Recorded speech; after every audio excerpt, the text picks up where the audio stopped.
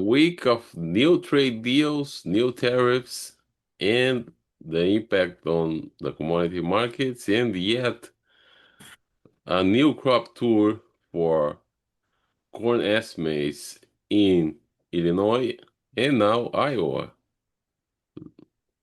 Stay tuned to learn more about that right here on Connected Farmer, your channel, to keep you up to date with the latest trends in agriculture and livestock.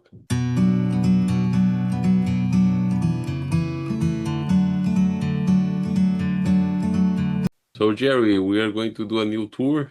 Um, if anybody wants to know about that, stay tuned until the end of the video.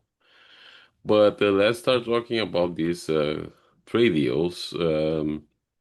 There are so many last minute changes. We're going to talk about the Brazilian chapter, but let me get your overall take how the deals impact the markets. Well, this week we uh, had some decent size deals done when President Trump was in Scotland. He decided to work with the EU commissioner, and they supposedly come up with a deal. Not that a lot of the individual countries were excited about what the deal was, but they ended up agreeing to a modest tariff level, I think, is 15%. That's the one he's declared as his minimum level these days. And that the interesting twist on it is that he got a commitment to like make some further purchases on things, but in general, there's not a huge amount of agricultural trade between the U.S. and Europe. Also, the other biggie that happened was Japan, and that similar situation there involving commitments on industrial products and things like that, along with the 15% scenario. There was also some other ones, Philippines, I think Indonesia, things like that. The interesting thing is, as we got to the end of the week, we did not see any official announcements or deals between South Korea, Taiwan, India, all these Asian connected trading partners Yeah, we've I had. think it struck a lot that, as you mentioned, the commitments for Japan, some of the Asian countries have not announced any of these type of commitments, and there wasn't a particular deal with them. It was just that there's going to be an updated tariff on these countries, very important countries for the United States in terms of geopolitics, such as Taiwan. Oh, definitely. South Korea, similar situation. Uh, India, there seems to be a tiff going on about the fact that India has bought some of the oil that from Russia that hasn't been able to be pushed out because of other conflicts in the West and things of that nature, of an EU deciding they can't, won't buy Russian oil, things of that nature. So it's definitely a very jumbled scenario on this stuff. And to some extent, there was going ahead with some s slightly higher things being announced on tariffs, but in general, they're continuing to go on here at this point. The other biggie that happened last week we don't want to forget about was that the meeting between China and uh, U.S. in Stockholm, and that about getting things, lots of general talk there, still positive type of things going on, but uh, there wasn't any concrete deal in that or enough to have President Trump go ahead and extend the period of negotiations for 90 days, like he did with Mexico, by the way, at the end of the week. And that. So that's an interesting one. Trump has been positive about getting something done there, but nothing's officially there or having the extension out for 90 days, which would push it into November and that, which to some extent probably needs to happen along the way. I don't know exactly how at this point, if we do all the other deals and we don't have we go ahead and still have 50% tariffs between the U.S. and China, it would end up being a Well, yeah, knock it back at big time. the stock market reacted negatively on Friday, and the same way the commodity markets. But they were pretty, they had several highs prior to that, so I'm not sure how this is going to go forward. Oh yeah, it definitely Friday's reaction was combination of those that news in the world and also the fact that the unemployment numbers were adjusted and prompted some despair here from our leader, and he wanted to go ahead and fire the messenger, but on the information. But to some extent, the revisions that came about somewhat reflect actually the likelihood of things slowing down here with uh, uh, the impacts of these tariffs, and particularly some of the bigger ones, like we just mentioned, have not been worked out. We've had some good ones, but we still have some other ones out there that are highly important. There's a lot of South Korean automobiles in the U.S., so those are the things that we're dealing with here. This market is uh, watching the world economics as much as they are looking at the fields in the U.S. Yeah, so Brazil had the confirmation that it's going to be hit by a 50% tariff. However, there were several exclusions like the orange juice and parts for aircraft. But I think this scenario will impact the Brazilian economy significantly and agriculture on several crops such as coffee, tobacco, that have the several significant exports to the U.S. On the other Oh hand, yes.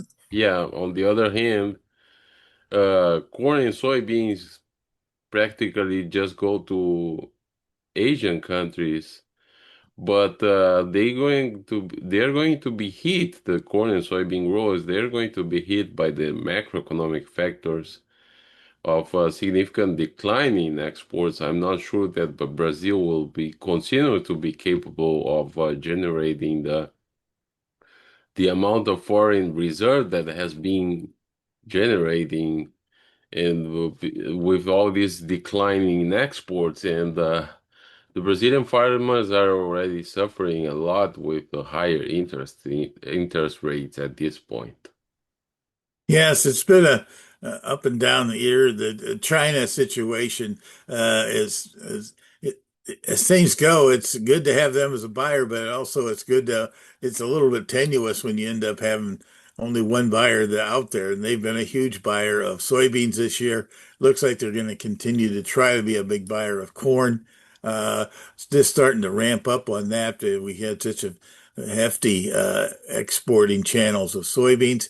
But the interesting twist on it is that this last year with China's excuse me, with Brazil's output being hurt in this for second crop corn, we've really been shipping things dramatically here, and we still have a lot of it going on. Actually, this week's export updates continue to point to the U.S. Exports. Hefty levels being actually achieved here in the last 5 or 6 weeks of the uh, exporting season. And so, to some extent, some of the U.S. data for old crop isn't going to be the real impact is going to be how much will it impact new crop exports on corn and soybeans going forward with this strong connection. And at this point, uh, well, to some extent, I don't think it makes any difference as to trade policies or stuff like that. It's just the fact that the crop size in Brazil and both of these had a great year, and uh, China wants to end up importing their grains from other places in the U.S. in this whole scenario because of the tiff that has developed over the between Trump and China over the last 6 or 8 years.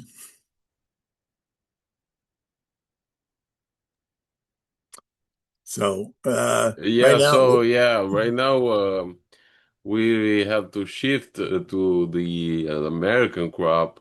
We are going to be expanding our usual crop tour that we do at the end of the season.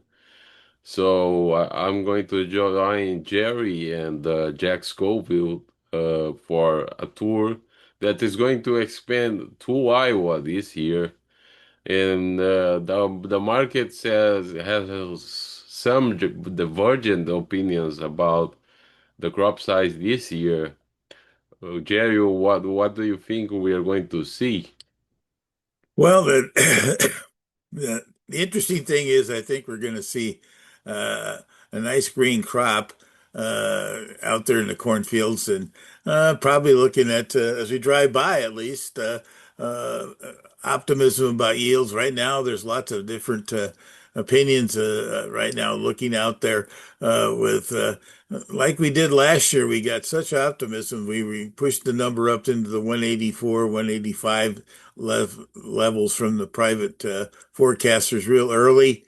And then as time went on, the weather didn't cooperate, and we had a shortened crop because of basically a dry down that was significant that took the harvest levels on moisture for corn from the 15, 16, 17% level down to the 11, 12% level. And that took the yields down dramatically at the end of the season.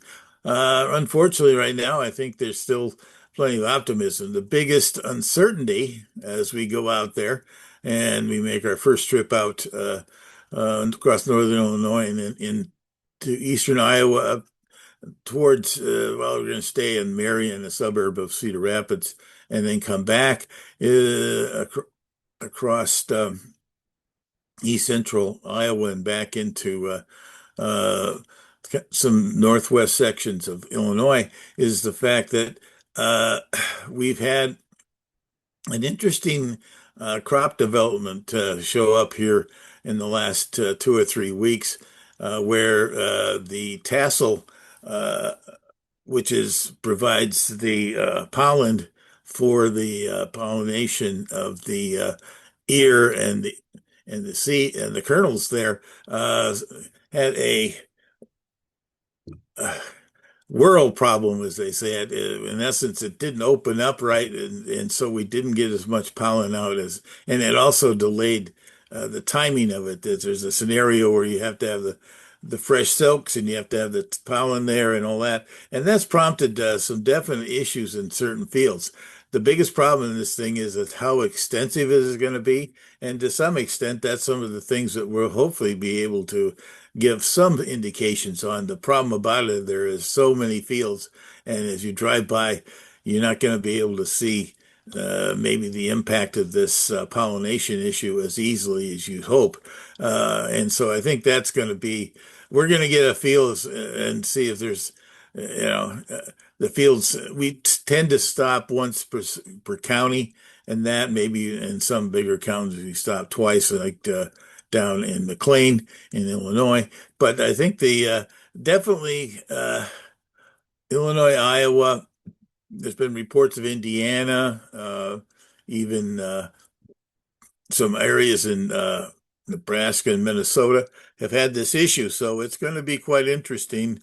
Uh, Right now, I guess I'd be anticipating maybe we're going to see one or two fields on this trip out to Illinois, out to northern Illinois and Iowa, and then and maybe just one or two in this central Illinois tour that we do on Saturday. And that to see, to even see this phenomena, because uh, it's just not interesting. You just have to make your decisions based upon regional scenarios. You can't specifically try to, if there's a field right next to each other, we'll try to end up seeing if we can pick that up along the way. But it's not going to be we're going to still get our basic overall average scenario, which I think is something important. Unfortunately, right now, there's a lot of people that want to advance the U.S. Corn yield optimism, and even some extent beans. The beans this time of year are way too early to make a judgment when they're just starting to pollinate and set early pods. So that's the other factor we'll be out there looking for, and we'll definitely be trying to check it out to see what it is. I think we've had some pretty good indications on these tours as to what might happen longer term. Sometimes we don't hit the August expectations just because this is really a beauty contest provided by the producers out there, and they are always an optimistic bunch about how good their crops are. And that, and we definitely had more moisture this year than we've had in the last, 3 or 4 years at this time of year. So optimism long term is not terribly a bad thought, but we could have some real issues on this uh, interesting genetics issue that popped up. It's supposedly a combination of the weather we've had and certain varieties out there that's had a crink in the whorl, as they sorrow, which is the uh, leaves around the pollination that's caused some issues about getting that tassel out as soon as it should be. Yeah, yeah, so I think next week the markets will be watching all this situation with the trade and the crop size in the US. Oh, yes, yes, I think you're exactly right. Uh, Not that there's going to be, I think most of the additional farm directed or trade directed tours will be later after the USDA's August crop report.